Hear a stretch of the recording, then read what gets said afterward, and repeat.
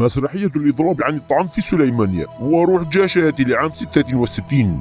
منذ أيام تعرض مسرحية في أحد شوارع محافظة سليمانية باسم الإضراب عن الطعام، وكأي مسرحية لهذه المسرحية أيضا مخرجها وكاتب السيناريو، كما أن هناك من يمولونها ويقومون بالدعاية لها ورعايتها.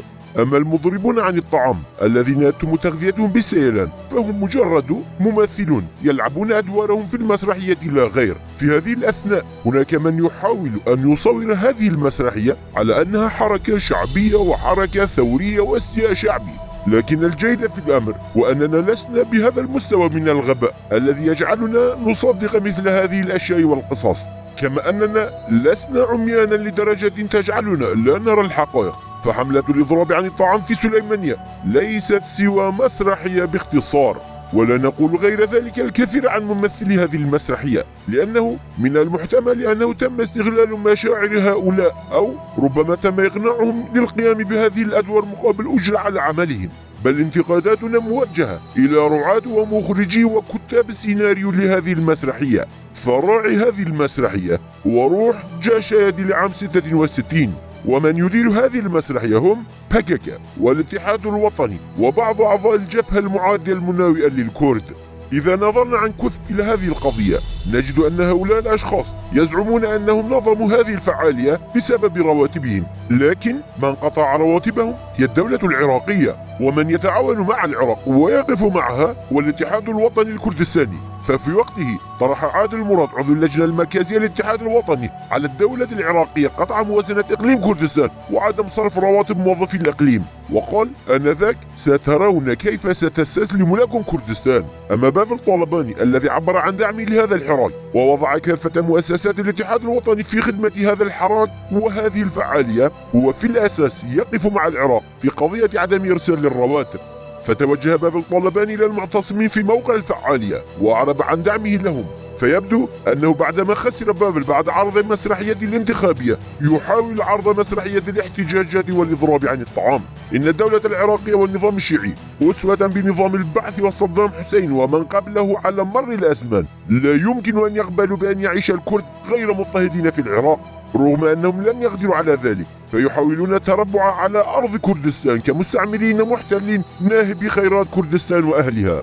لذلك فمنذ عام 17 يحاولون الاستيلاء على كافة الموارد الطبيعية وثروات كردستان السطحية والجوفية، وهم يستخدمون كافة مؤسسات الدولة العراقية وقواتها العسكرية وحتى الميليشيات الشيعية كسلاح ضد الكرد. فالعراق شمر عن ساعد الجدي في الاستيلاء على كردستان ونهبها والقضاء على أي ثراء ما كان ضئيلا في عموم إقليم كردستان. إن أزمة الرواتب هي بمثابة سياسة العصبية الدولة العراقية تستخدمها ضد الشعب الكردي، فرواتب موظفي إقليم كردستان لا تأتي من أربيل بل من بغداد، وبغداد تستخدم هذه الأزمة كحرب خاصة ضد الشعب الكردي كل شهر، وتريد أن تتصدر هذه المعضلة جدول أعمال الكرد. هل ستأتي الرواتب هذا الشهر أم لا؟ في محاولة منها لتجويع الكرد وإشغالهم بما يمس عصب حياتهم وإرغام حكومة الإقليم على الاستسلام والخضوع. هذا هو جوهر قضية الرواتب. هذه السياسة العراقية هي سياسة احتلال محض، وبعض الكرد يحاولون جاهدين التستر على هذه السياسة المعادية للشعب الكردي في الإقليم وإخفائها. بعد سقوط نظام الأسد عاش العراق مخاوف كبيرة تتجسد في تقسيم العراق أو تحويله على أساس الديمقراطية. النظام الشيعي في العراق يتحرك على 40 وتر لإنقاذ نفسه، فها هو السوداني يزور يوما إيران ويوما أمريكا ويوما السعودية من أجل كسب دعم العراق والنأي به وإنقاذه من المستنقع الغارق فيه، بينما الدولة العراقية تهب النفط الكردي وكل ثروات كردستان للدول والشركات من أجل البقاء على قدميها.